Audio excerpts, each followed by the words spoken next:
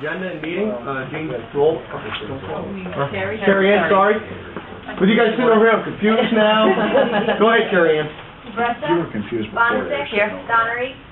Ekis? Here. Simmons? Yep. Hines? Berkman? Depew? Present. Okay. Mr. Brescia will be a few minutes late, and somebody else is, Mr. Berkman is out of town.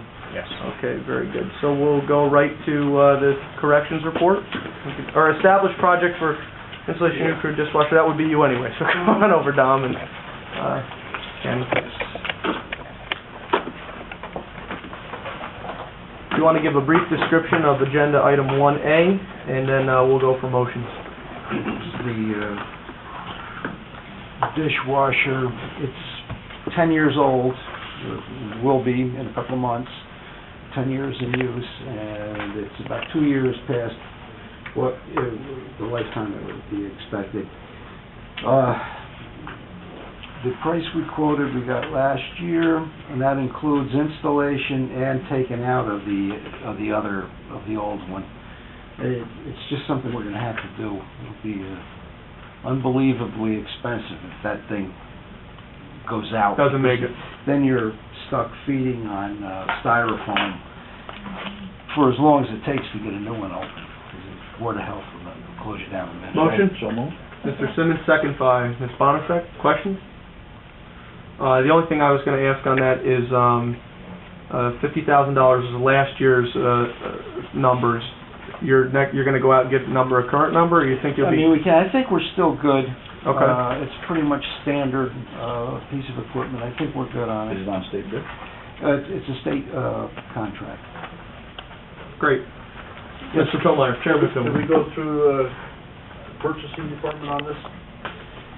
Not at this point, no. As soon as we're authorized, we'll go through them. That'd be good. And he might be able to find one Right. for $38,000, so hey, we'll take You whatever. never know. Yep. Right. All right. Do me a favor. When we do purchase one and we go through it, just give us a report back on the installation and how much the end price is going to be, if that would be helpful to me. All in favor? Aye. Okay. Thank you. Second issue. That's the floor.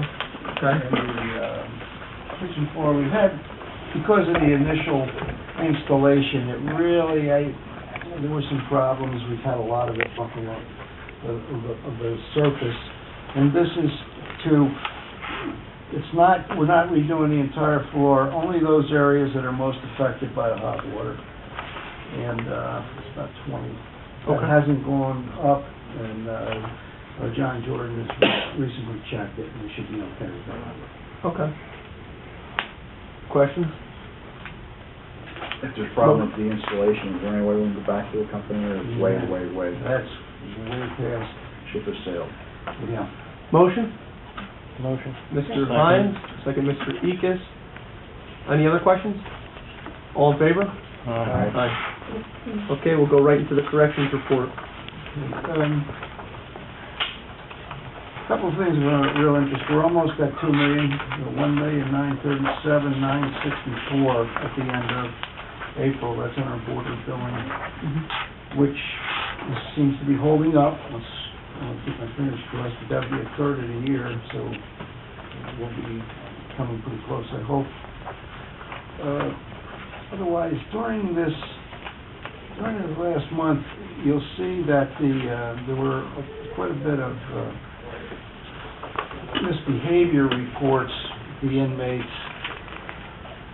It was no big thing, but there were several group activities. We did a lot of searching, and we wrote misbehavior reports on pretty much everything we found. We had to get them settled down, and that was the most effective way of doing it.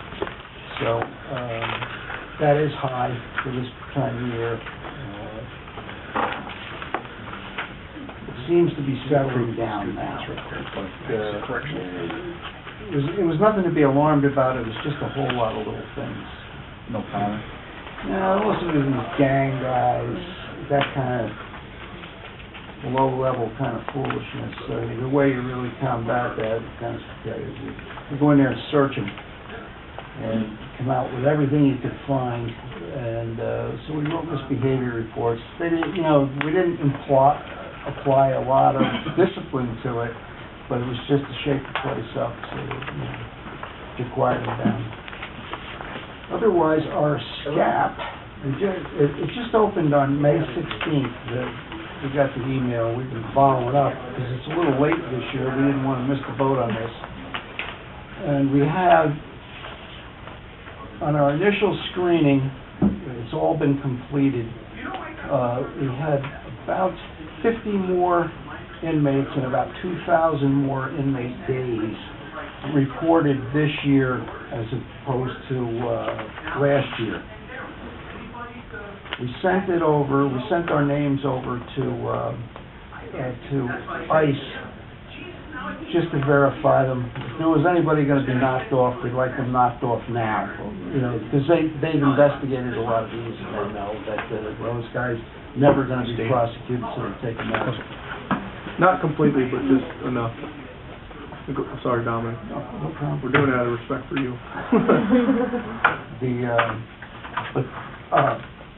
Hopefully we get a good number this year. They did a lot of good research.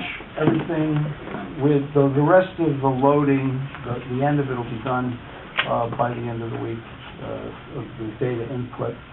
So hopefully we'll be the first ones in. I'm pretty sure we will. A lot of work went into it this year, so that's pretty much it. You want to cover the awards ceremony? Yeah. Okay. Okay. Very good. Any questions regarding the corrections report? What's Delta One escort? Is it gone here under? It's the box or the hole, whatever you call it. It's our disciplinary segregation. And sometimes when we're moving people in and out of there, if we think there's going to be any kind of risk, we use our ERT guys to move them. Thank you. Okay, Sheriff's report. Under Sheriff, good to see you. How you doing? Very good. On the monthly report, nothing particularly stands out except for this month we are running a patrol school for 9 agencies. They're training up new dogs. And just a reminder, we do that. We give you every month all of the localities that we train their dogs. And currently we have a school in session that's going to have 9 new dogs. None of them are ours. All other agencies. Aside from that, the only really noteworthy was last Thursday night was our annual awards. It was recently covered in the paper today. We had a significant number of the guys obtaining awards, and certainly the sheriff sends his thanks to Legislator Ickes, who attended. I'm sure representing the whole committee. Absolutely. I had the conservative dinner with him. So did I. I know there was a conservative dinner at the same time.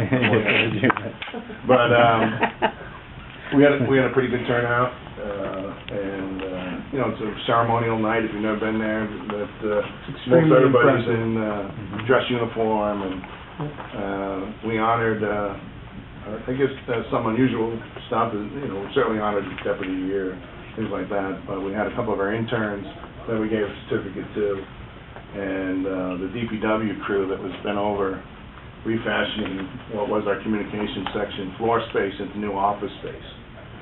We did that whole job. It's not quite complete, about 90% complete, but we did the whole job for around $30,000. Which, if you would bid a job out like that, we could have a scary price ticket. And between our guys setting it up and DPW giving spare time, I know other county people come in and sing their praises from time to time, because I know they're overworked like everybody.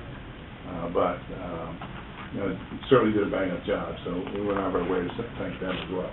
Excellent. Other questions regarding Sheriff's report, Mr. Hines? Not necessarily on the report, but with respect to special events, of the impression that the sheriffs are not going to go to the 4th of July in Cornwall this year. Is that something that can be discussed, or is it just a firm policy that we're not going to send anybody out?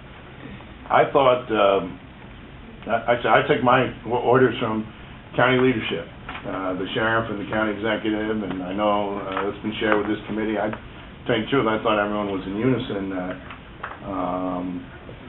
the overtime would be limited in historic events that we've given significant manpower to, if in particular, those localities have full-time, full-service police departments. In the instance of this matter in Cornwall, there's some 10,000 people expected. That's, in the past, we used to send a whole bunch of sheriffs. Is there a certain number that can be sent? In other words, that would be regular staffing? We've been sending deputies at a significantly reduced level to some events this year, based on conversations that various people have with the sheriff. I'm not saying it's out of the realm. It's not my decision, is what I'm telling you. Right. People have to approach the sheriff and explain exactly what's necessary. He usually starts with Lieutenant Haas or Sergeant DiStefano, who reviews their op plans. And if they don't have local resources significant enough to cover the need, then we do augment, even in full time. But historically, how this has been, is that a lot of localities chewed up our overtime budget rather than their own.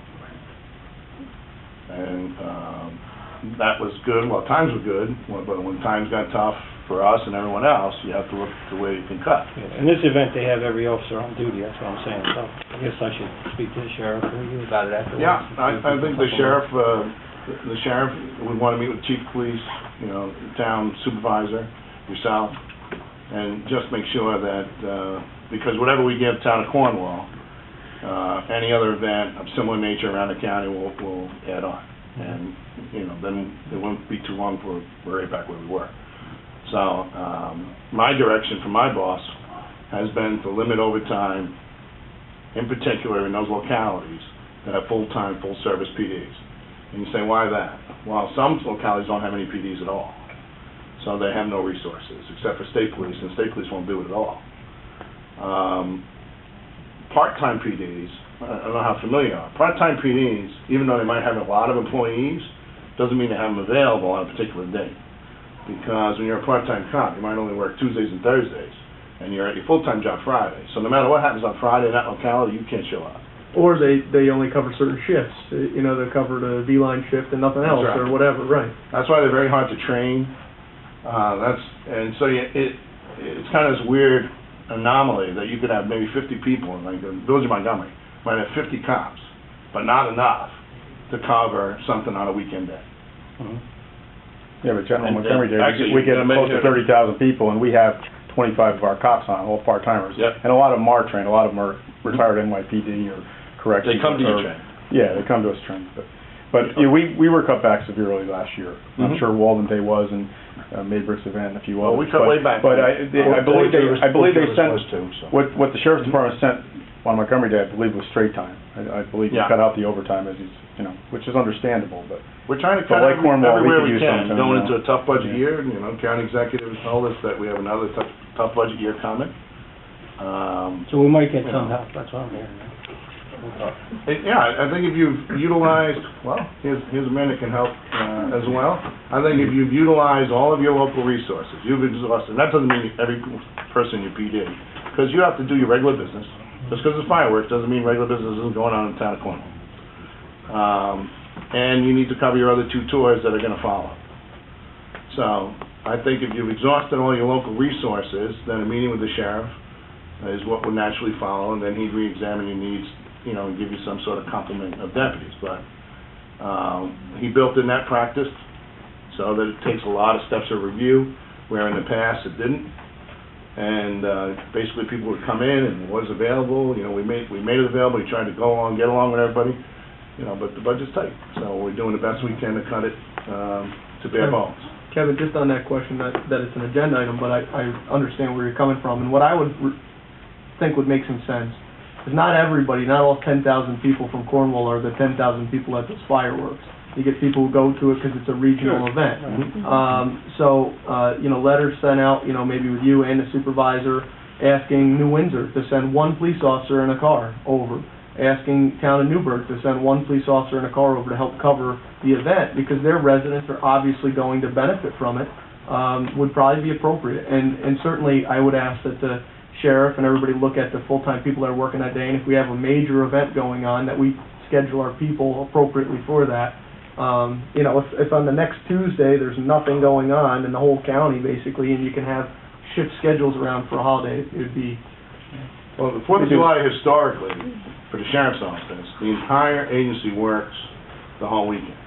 Then unless you're on annual leave, you pre-selected your vacation, Right. or you've been granted, you know, we have to provide so many days off per year to the collective bargaining unit. So many people get to pick a vacation in a selected vacation period.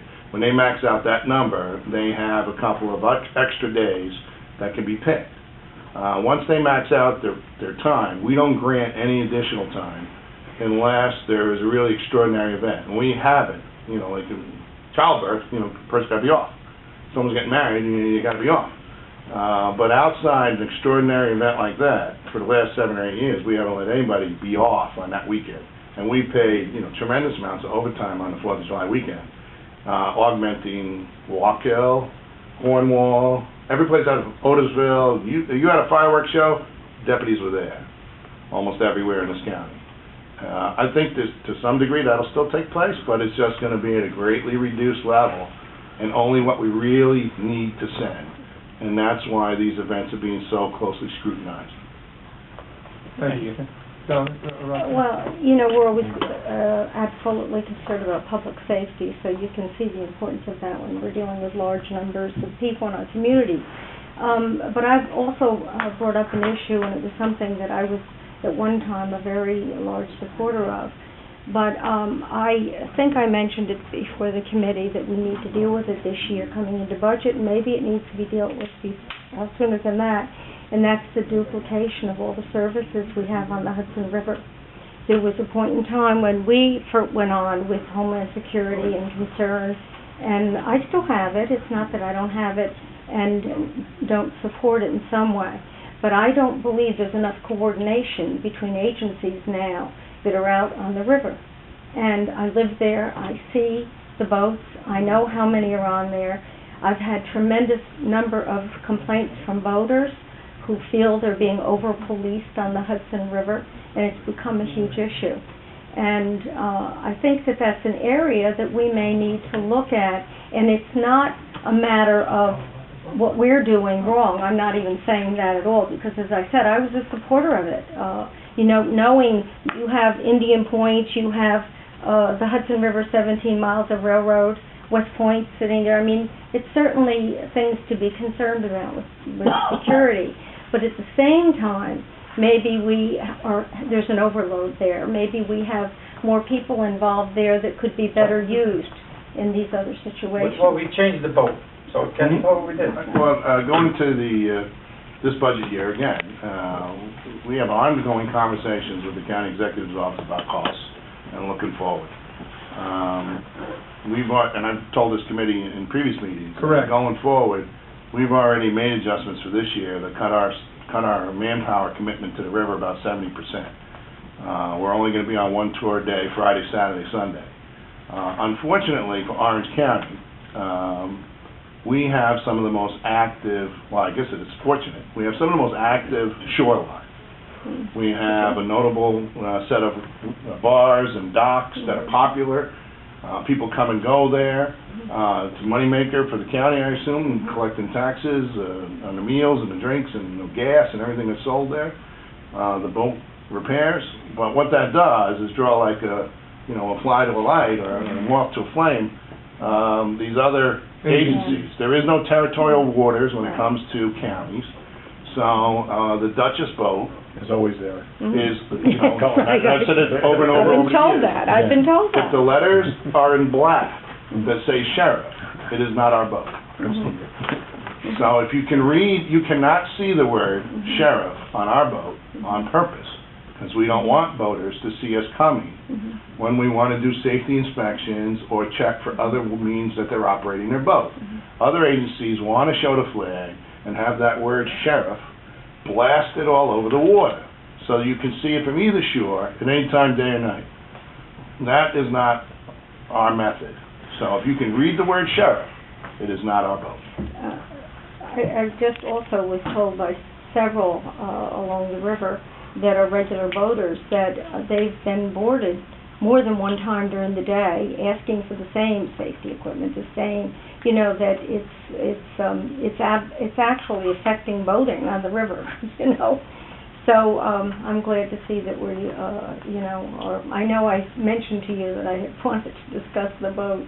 We receive those same complaints on a routine basis, and that, I can't say it never happens, because it does happen. I would say someone that says they were boarded 3 times, I like a picture of their boat, because there must be something that attracts the police boats out there to that particular boat, or something of how they operate their boat. I have no idea, but it seems to me if you're being boarded by 2 and 3 patrols, and you're just putting down the river, as they would say, or it's three different patrols doing their job, and well, you don't board really every boat. I mean, unless you're in an activity that's been pre-planned by the Coast Guard, and they do come, and we get a lot of complaints following those weekends.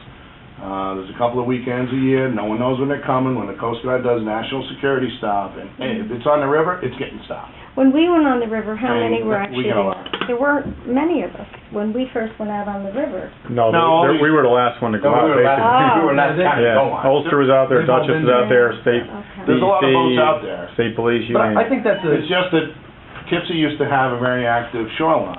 They had, much like Newburgh, and it died out. And now they're trying to And pick so- up that revenue and justify Well, their they need vote. activity. Right. I think that I try to be a solution-based thinker. I would think that maybe there's an opportunity there for interagency communication to say, look, if you stop the boat, give them a form, sign off on the form, have a number on the form or something like that. So that way if someone pulls up alongside and says, look, I just did a safety inspection, I was signed off by this one on this day, not saying it's good for a week or a month or whatever, but for that day certainly, you have some type of a document that you can hand to the person to prevent, obstructive situation. But that's something that maybe could be looked at, and that's something that certainly the sheriff could talk to other sheriffs and say, hey, let's come up with a plan on something like that. But I would believe that by cutting back 70% on what we're doing is going to certainly have an effect in a positive way on what you're talking about. And the fact that the sheriff's vote of Orange County is not the highest, most detailed lettered sheriff vote on the river means that people won't know that we're not there every single day. Well, that's exactly my point. If they're seeing a boat, other people are seeing a boat, other boaters saying, it says, well, how'd you know it was a sheriff's boat? Well, it says sheriff right on the side. Ours are in gold letters, and you really can't see unless it's right alongside you, like it's within 50 feet, 75 feet. After that, because of the reflection on the water and stuff, you really can't make it out. And so it's out in the middle of the river. I mean, I know my boat when I see it, but... You can tell. I know we're being taped today. You can tell. I know we're being I can taped tell. today, and that's okay. My husband could tell too. Also, don't run out and tell the world that sheriff's office is off the water 70% of the time. And we want to think we're there every minute. So, we're being taped, okay, but, there's certain things I probably should have told you today on security, but we told you. So, but don't tell the world that. We want everybody to think we're there every second. Absolutely. So, I know, Dan, but I'm just saying. Well, I just want to remind the county executive that every single meeting of the legislature is taped. I know that. Well, we probably told you more than I should have told you today, Kenny, but we did it because a question came up. Certain things you want to keep close to the vest, that's all. Because there's a lot of things that goes on in that river that people aren't even aware of. And let's just leave it at that. So, okay. I don't mention those in it. Right, I know, Kenny, I'm just saying. I don't think anybody calls. This is regular patrol. But I guess I'm I would talking ask, another department, would they be as cognizant of the things that we would be that are concerning ours? Oh, no, I'm glad you asked the question, I'm just saying. Yeah. I think other departments are looking for activity, that's why they're hanging out. Exactly, they want it, That's where the activity is, that's where the boarding can take place, that's where they're gonna write tickets or arrest people or whatever, because that's the most active part of the river. So if other agencies are looking to produce activity, they're gonna go where the activity is. And I think based on the level of today's discussion, the undersheriff will take back to the sheriff our communication concerns between the other agencies out there, see if there's some ways to solve some of the problems we've talked about, and certainly communication for that aspect will be covered. Any other issues regarding the sheriff's report? Okay, very good. Thank you so much. Just so you know, so that way at this time you guys can go, Legislator Berkman didn't realize when he asked to put the sheriff's office up for Q&A regarding the Inspector General's position or whatnot, integrity officer for the sheriff, that he would be away. So he's not here, and that discussion will be withdrawn from today's meeting. Sheriff's position is unchanged. We look forward to vigorously discussing. Very good, thank you. All right, we'll move to the next discussion, which involves Legislator Simmons, who's a member of this committee, Walter Corey, the Emergency Services Coordinator, and John Horan, Deputy Commissioner of Emergency Service for the Fire Division. John? I also asked the county executive to come listen to this discussion today to see if there's something we can do working together to solve this problem. I will have Dennis give, since you've really been spearheading this, give a brief explanation to the legislators, members of the committee, what the problem is and what's happened, and then we can discuss maybe the possible solutions. Great, thanks. I want to give a brief overview because some of you people know exactly what's been going on and some people don't. About a year and a half ago, Port Jervis Fire Department was responding to a mutual aid call. The problem is that it was out of state, and on the way to the mutual aid call, their equipment failed. Typically what happens in a mutual aid, that if you respond, you're called to respond to mutual aid. If something happens to your equipment, it's the requesting company, the requesting agency's insurance that will actually cover that equipment. When they went to the Pennsylvania insurance company, they found out that they would not cover it because there was no memo of understanding between the two agencies. They went back to their own insurance company, and they would not cover it because there was no memo of understanding between the two agencies. I went to the Battalion 8 meeting, which I often do, and I was somewhat surprised to hear that this is still an issue, and I was told that the memo of understanding is still being researched at the county level, and what I need to know is basically where are we at, what's the timeline as to how this went down, was it sent to legal as I'm being told, and if it was sent to legal, who was it sent to, and a timeline as to when, and what do we do next? Okay. Just, if I could just start before John has anything to say. All right. As you know, fire departments are their own political subdivisions within New York State. And as such, they themselves are represented by their own legal counsel. Anytime that we have virtually anything to do with a local municipality, we have an MOU for ourselves, for our own protection. Okay. I would think that fire departments who go across state lines, that their counsel would have known the fact that they may or may not be covered if they respond to mutual aid across those borders, be it Pennsylvania, such as the Port Jervis incident, or down to New Jersey for some of the fire companies around Unionville. Regardless, I have had conversations with our law department. Not so much on this issue. A little bit about this issue. The responses that I have received are virtually the same. In other words, why would we, county, want to have our county law department render an opinion or provide guidance and instructions to, if that's what these fire companies are asking for, to municipal fire departments when they have their own legal counsel available to do that. What we've been speaking to in regards to our law department is regards to our hazmat team, our own county teams, who may be requested across state lines for our hazardous materials team and now our new tech rescue team that's in the process of being developed. Once this was brought to my attention by John, we stopped virtually any mutual aid requests across those state lines because of just exactly what you're saying, that there's no protection to the county for our volunteers who comprises these teams, or for our equipment, or any liability that's associated by their actions or inactions when they respond under that request. Because there's a section of general municipal law that is only identifies mutual aid within New York State between fire companies, like you just said. So that's what I've asked our law department to research is, what can we do to continue to provide mutual aid to all companies in our adjacent area or within the county that will protect us if there be some sort of an incident or liability or accident that's involved. Who's going to protect my volunteers?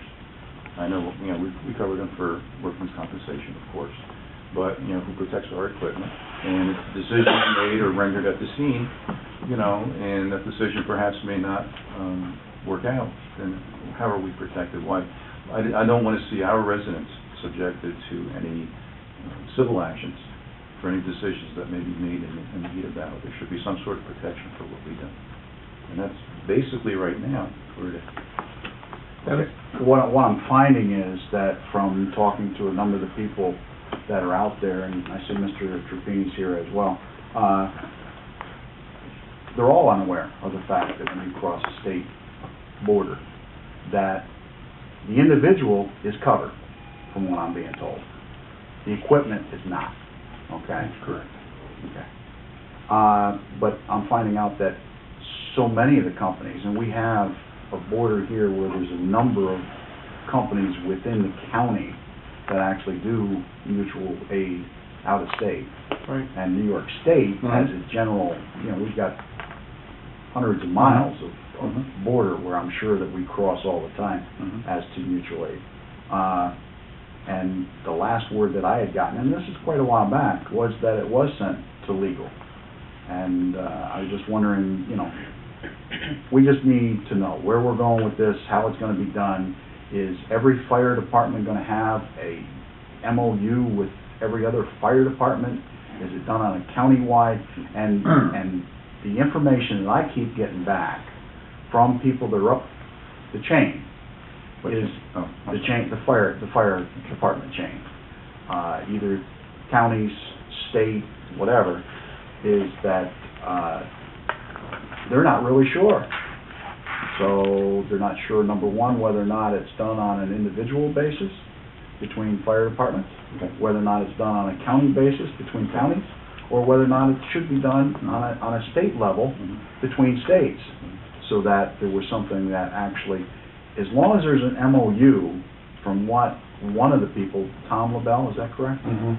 Sent back basically is that as long as there's an MOU, it'll come back to, once you go out of state, it's not like the normal mutual aid response, where the other company will pay, your insurance company will pay, but from what they're saying, there's got to be an MOU. So that's where we're at right now. And number one, the timeline kind of troubled me, because this has been ongoing now for over a year. One of the emails that I saw basically said that it's been going on for a couple of weeks, which nothing could be further from the truth. I'm privy to emails that this has been going on for over a year, and it's been being asked of us as the county to please let them know, number one, what we need to do, where we need to go, and what we can do about it. So that's what they're looking for. They're looking for direction. This issue is basically in my office right now, because not only are we dealing with fire companies, we're also perhaps dealing with EMS agencies. Oh, I know, yeah. And my emergency management office. I know. How far can we extend our assistance? We all want to help. The hazmat team was actually denied from going into Pennsylvania because in Battalion 8, the request went in. That was my decision. And I know, and I think it was a good decision, given what we're seeing here. The individual's covered, the equipment is not covered, and there could be obviously a bunch of other things going on. And I'm not taking issue with any of your decisions. Really, what I need to know is where are we at, and where are we going, and how can we resolve this? That's basically it. We have a member for our law department here, although Hun Chin is not the attorney that's... Who's actually doing it, do you know? Well, when you say doing it... Working on the issue. Getting some information and research on our county hazmat team and stuff like that. Just so you know, Walter, when I put this issue on the agenda, invited you folks, I also invited the county attorney, Dave Darwin, to speak to the issue from that perspective. And he didn't feel that it was something to talk about at this time.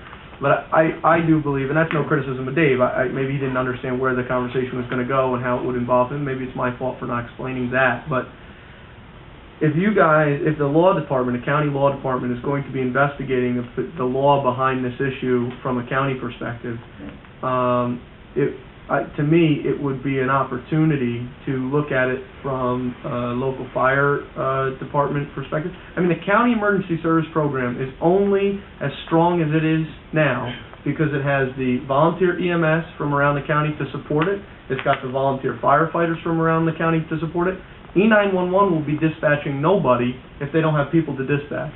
So I do understand that it's not a county issue and that the sovereign municipal boundaries of fire districts are different and that they have money and that they have attorneys and all those things. But this is a bigger issue. It's not just Port Jervis's problem. It's not just Greenville's problem. Just follow the lines, folks. I mean, anywhere where we connect with another state, this is a problem for the county.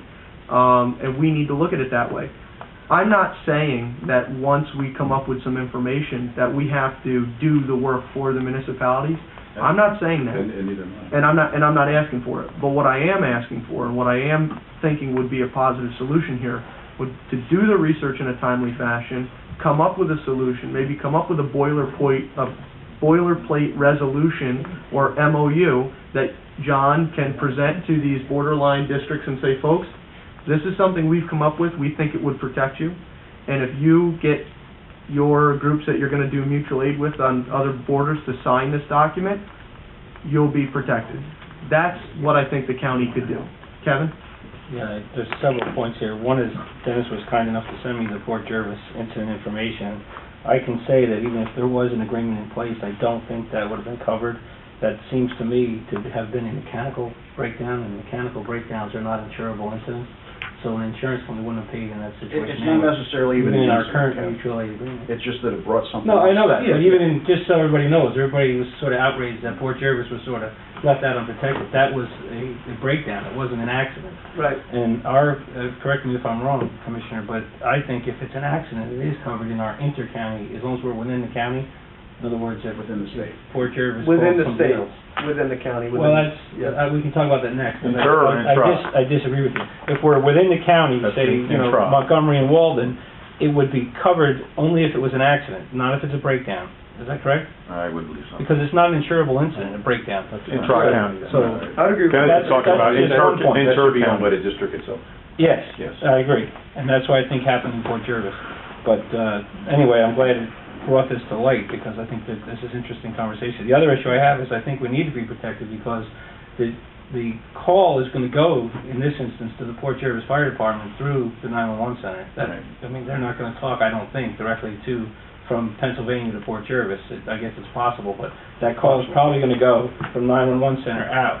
So our dispatchers are going to dispatch them with the directions to go unless somebody tells them not to. And so I think that's where we need to help. Because if we're going to be involved in the loop, we have to provide some guidance, even if it has to come from our law department. And the other issue is, I disagree that if it goes from, say, Orange County to Ulster County, that the apparatus is covered. Because I can recall back when Dave Hoffman was Orange Car 1, that the fire chiefs, myself being one of them, and the assistant chief, both had to sign on to say that if you're going to go, there is a form out there, I'm looking for it, haven't found it yet, because we signed it. And it said, if you're going to go out of county, it doesn't happen to me where I live, but you're not covered with respect to the apparatus. So unless that's changed in the last couple of years, there's a form out there that all the fire departments in Orange County were at least supposed to sign that said you're on your own when you leave the county.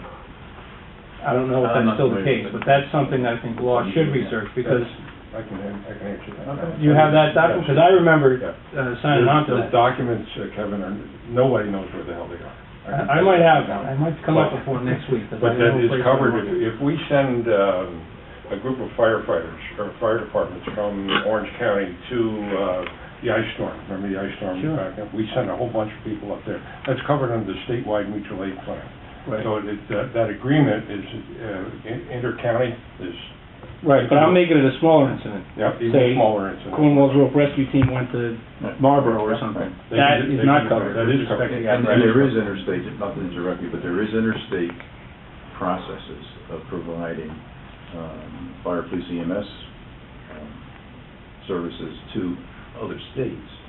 But that is required, a federal process, Right. EMAT, Emergency Management Action Plan, That's a long and, that process. requires the good graces of both counties and the state, and it's a coordinated effort, in other words, so that would prohibit when Hurricane Katrina, if you recall, struck New Orleans, you know, New Orleans went to their state emergency management, then went out across the eastern part of the United States. Get whatever they could. Looking for specific... Done 911, too. Right, exactly, right. Looking for specific type of equipment and things along those lines, and individuals who were trained, had specialty training in like incident command. So those provisions exist, but unfortunately there is nothing to provide an immediate need when the house is burning down or the barn is on fire. There are no interstate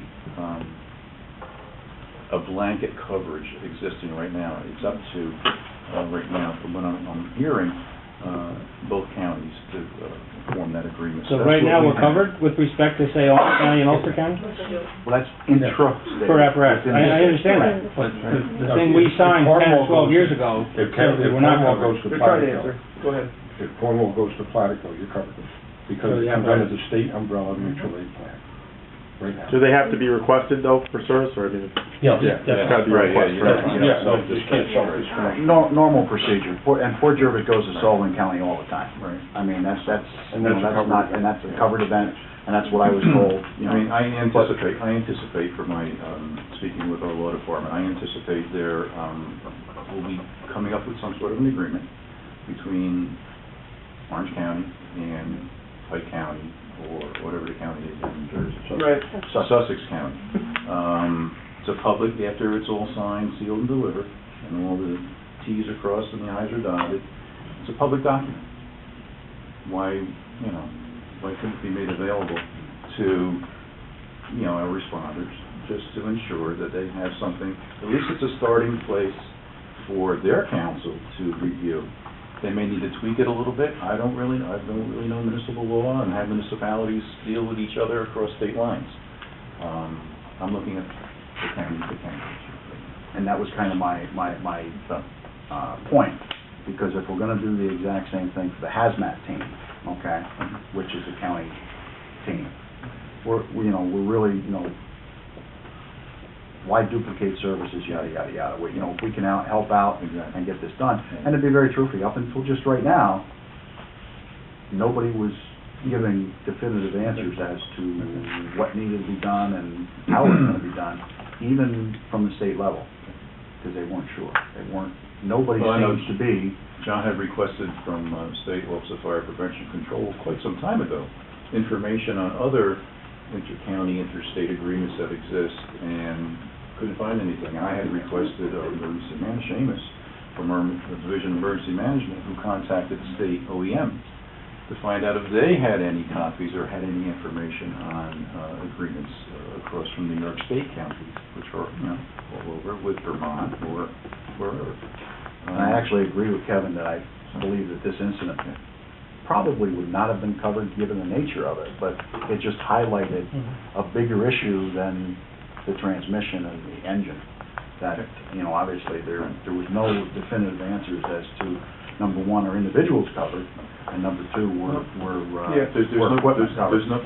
all honesty, there's no reason why these companies can't go to their council and put it on their table, since their council is charged with protecting that district.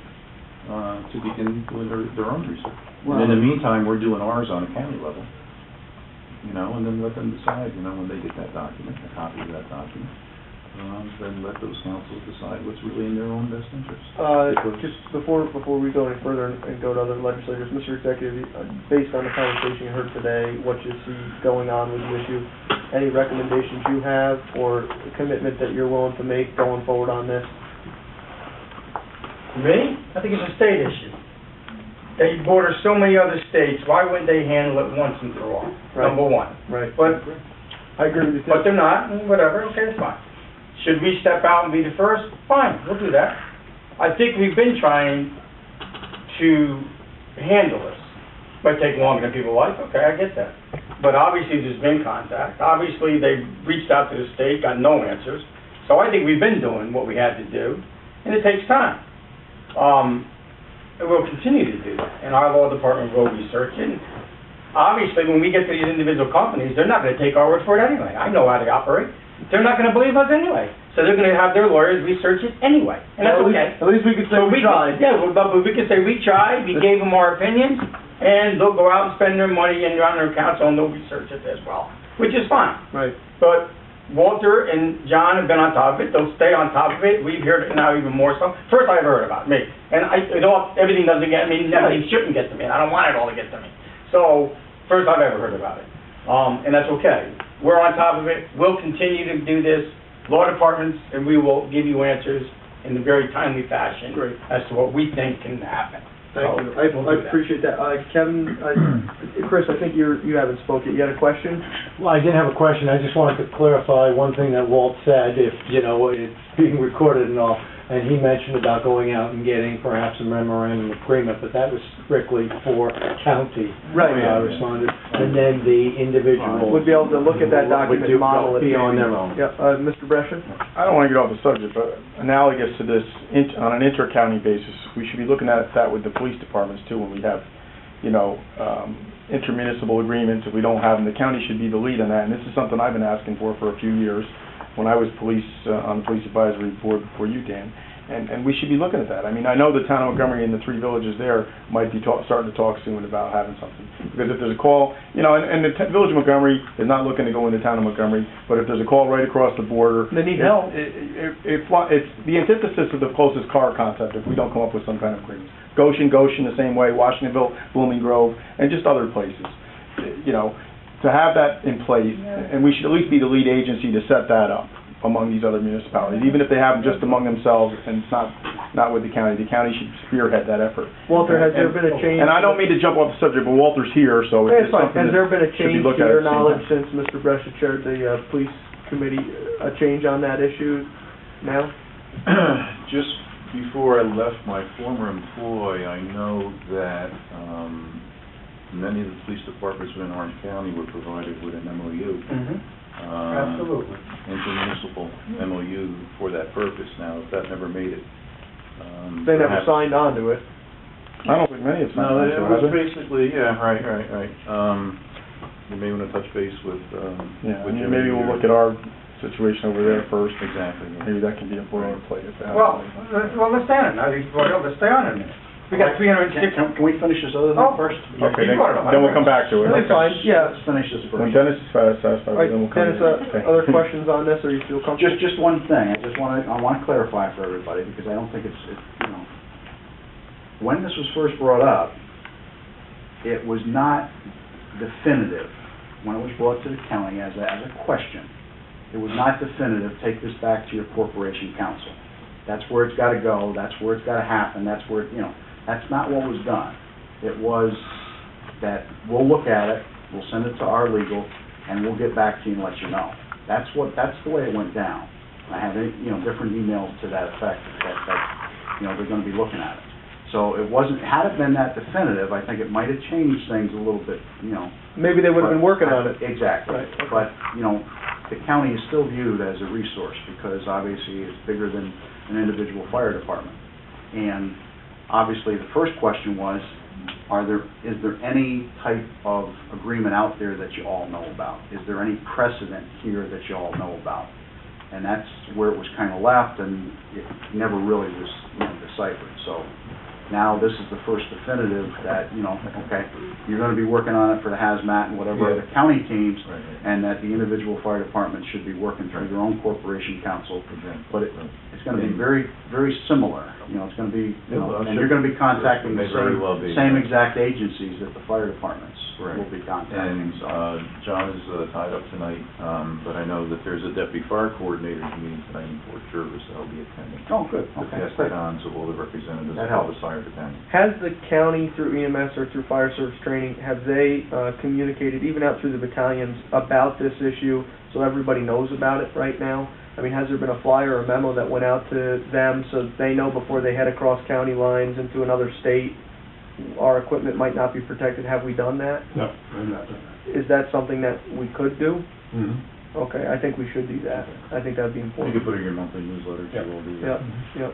All right, and then you can tell them what happened here and Again, what I what, was waiting for was more input from the state, which I found out the other day in Bouldertown. not so much. There's a void when you Not so build much. it. Don't wait any longer. And incidentally, I agree with the executive. As far as I'm concerned, we've got hundreds of miles, probably thousands of miles of border. The state should be state doing to it. state, and I absolutely positively agree with you, but it Matter of fact, I doesn't. can't believe it's not done. How's that? I can't believe it. There you go. And when they start looking at I can it, see it. I can see it. that's why everybody was so surprised. That's why they I heard it in asked. your voice. Yeah. It's gotta be there. Very good. Okay, thank you. All right, so we'll close on that issue. We'll continue the brief discussion on the police agency issue. So, just so I can clarify, Walt, when you left as chief of police, there was a document, maybe a MOU or something that was going around. Steve, as village mayor, maybe you could look and see talk to your people here if they've heard of this document. If not, maybe Walter, we could communicate and see if we can find a copy of that document and get it in fact and whatnot. Yeah, just let me know.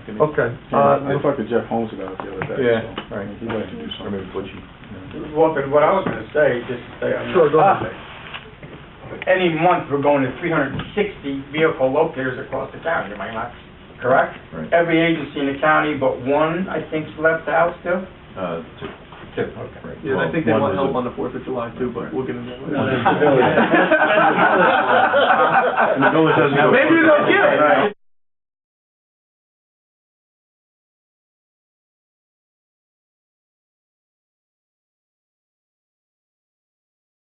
Right. I know exactly who they are. So, but the point is, we have now every agency in the county signed on to the vehicle locator. There is a protocol that we put together on vehicle locators. Nearest car will respond, hold it down until Walt can talk about it and I can. Right, it's the So- closest car with jurisdiction. Yeah, It's the closest car with jurisdiction. So what I'm saying, Steve, I hear you, but I think that probably But what we need jurisdiction for the cars that are close, Because if you- really, that's what my point is. Right. So, I mean, if we're doing it, That's up to. Because otherwise it defeats the purpose. In I all agree. We're talking honesty, lives here, we're talking, you know. In We- all honesty, that we're- would be up we'll be the to first an county in the agreement state of New between York to those do two it. chiefs. Municipality. To sit down and to hammer that out. Right. In all Supervisor. honesty, yeah. No, we're the first county in the state to do that. Countywide, we have it. We're gonna have it in what, 2 months? No, quicker than that. Quicker than that, okay. Matter of weeks. Right, good. Because Dave is not able to be here, could you just make sure that Dave knows what the discussion was today? I appreciate that, Hunchin. And lastly, it's not on the agenda, but as all of you know, there was a tragic airplane crash that happened in the county. They don't happen often, but it was a very tough circumstance. I personally lost a friend in that crash, come to find out afterwards.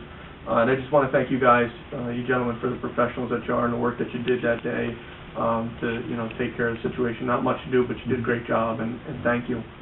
We extended our facilities to both the National Transportation Safety Board and the investigators from the FAA. Excellent. And I walked out of there about 11 o'clock something that night. We were still looking at radar images from some of the airports. And I was in constant cell phone contact every hour, Right. so I knew exactly what was going on. Right. So it all worked out.